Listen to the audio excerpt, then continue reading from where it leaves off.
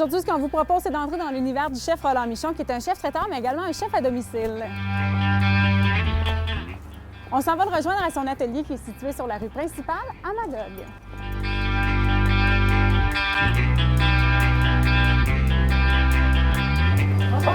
Allô Geneviève, comment ça va? Ça va bien, toi? Ben oui, super. Là, ici, on est dans ton atelier, l'atelier principal. Oui, puis là, je suis en train de faire une recette, fait que... Faut tuer. S'il te plaît.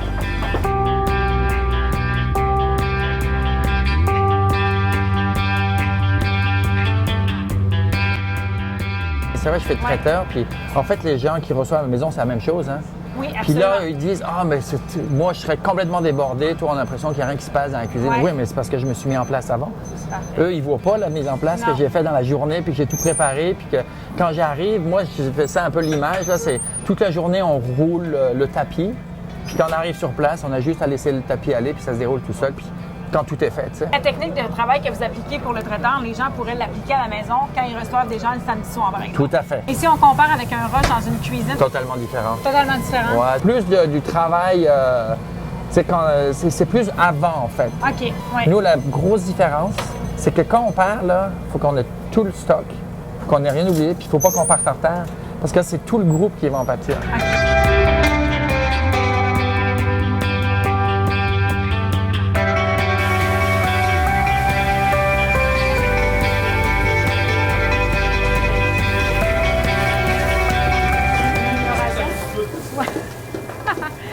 C'est ça qui est génial. Je pense que c'est vraiment ça le plus génial, c'est de voir la réaction des gens quand ils n'ont pas besoin de se lever. Même des fois, c'est drôle parce qu'il y a certaines personnes là, qui, tu sais, l'instant, là, je dis non, j'ai pas le droit, là, vous restez assis, vous occupez de vos invités. C'est pour ça qu'ils m'appellent. C'est pour ça que les gens font appel à un chef à domicile. Ouais. Jus, je l'ai. Oignon perlé, je les ai. Romarin, je l'ai. Ça reste trois. Pour rien oublier. Hop. Et voilà, ready to go. Allons-y.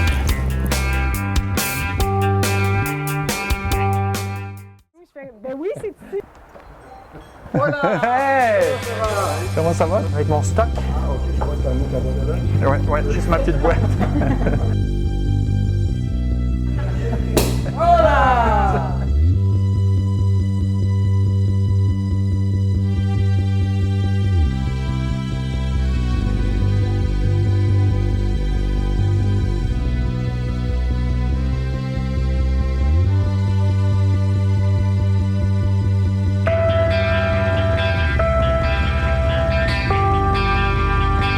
Fait que là, le roulé de foie gras que tu viens de servir, ça, on peut acheter ça chez vous, puis l'amener à la maison, le servir, le donner en cadeau. Absolument. Puis d'ailleurs, j'ai beaucoup de... Ça, j'en ai régulièrement à vendre comme ça, Ouais. mais j'ai beaucoup de commandes pour Noël surtout. Les gens offrent ça en cadeau. Beaucoup.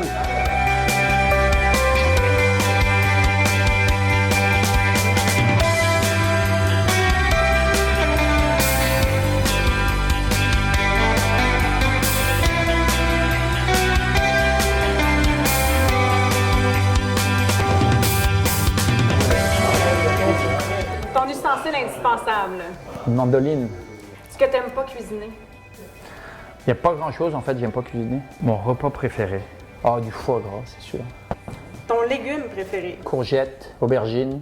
L'endroit où on mange le mieux dans le monde. En France, Ah, c'est un évidemment. Français, il est vendu. Ton restaurant préféré. Ici, j'aime beaucoup la table du chef à Sherbrooke, par exemple. Ton vin que tu préfères. L'Ermitage. La cuisine exotique que tu préfères. Vietnamienne. Personnalité connue pour qui tu aimerais cuisiner. Roger Federer. OK.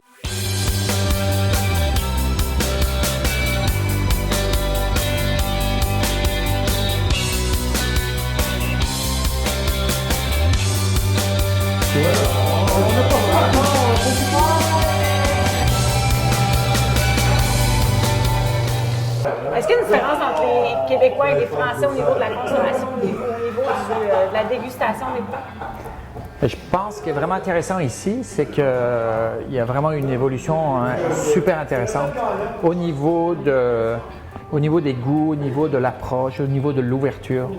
Puis pour moi, par rapport à ce que je fais, là, c'est vraiment génial.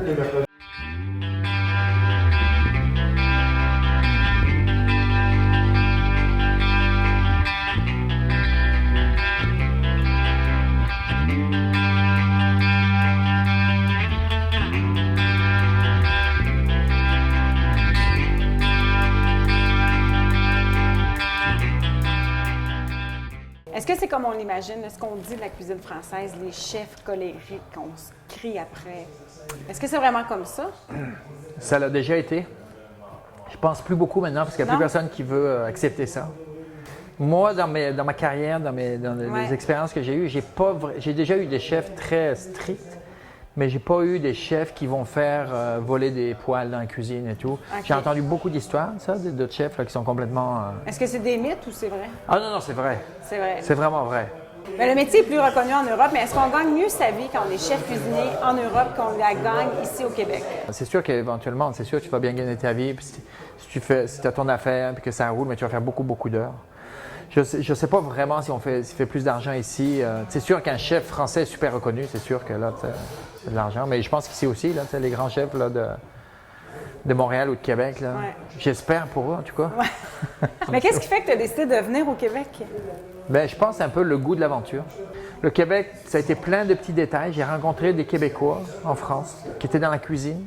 Okay. Puis je les trouvais extra. Là, non pas seulement l'accent, mais juste l'attitude, l'énergie et tout. Mais après l'Ouest canadien, on décide de revenir au Québec plutôt que de retourner en France.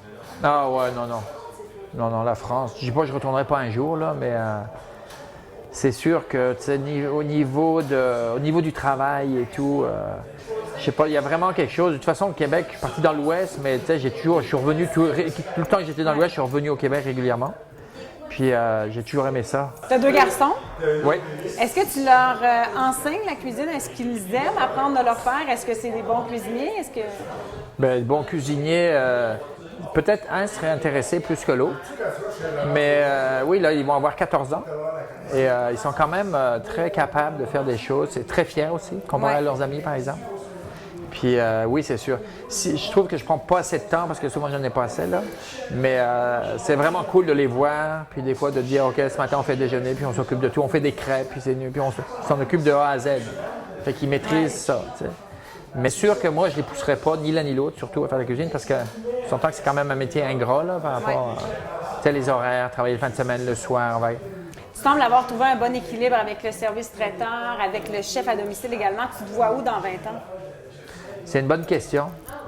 C'est une bonne question dans 20 ans. Probablement que je pense être vraiment dans ce milieu encore. Je ne vois pas changer. Mais où, je ne peux pas dire que je vais... peut-être que je ferai juste des chefs à domicile dans 20 ans. Ça va être merveilleux. 3 chefs, ça se peut, là, je ne le sais pas. On va entendre un bon tabarnak. Ça va-tu fonctionner de la voix de Roland? Tabarnak. Tabarnak. Hein, c'est pas pire. Est-ce que vous êtes prêts pour vrai? On est prêts. Regarde ça, on va tous les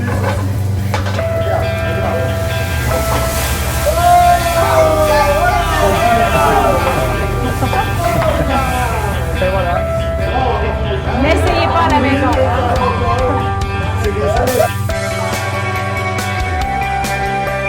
Pour avoir la chance d'échanger, de goûter à la cuisine du chef Roland Michon, on vous invite à faire appel à son service traiteur ou encore à son service de chef à domicile. Merci beaucoup. Je suis content que tout le monde ait apprécié. Bon appétit. Bon appétit. Merci.